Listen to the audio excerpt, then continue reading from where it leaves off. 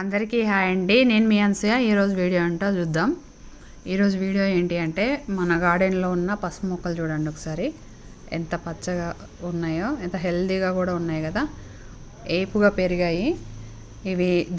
అంటే ఈ మొక్కలను బట్టి చూస్తే లోపల పసుపు చాలా ఫామ్ అయిందని అర్థము.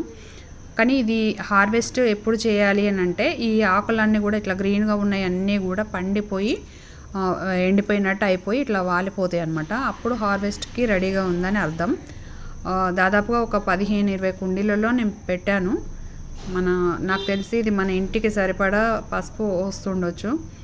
నేను ఆల్రెడీ ఇప్పుడు మీకు పిక్లో పెట్టాను కదా, అంత హార్వెస్ట్ అయితే వచ్చింది పసుపు. మాకు 1 ఇయర్ కంటే కూడా ఎక్కువ వచ్చేంత పసుపు వచ్చిందనమాట. ఒక హార్వెస్ట్ చేస్తే కనీసం ఒక 15 కేజీల పచ్చి పసుపు వచ్చింది.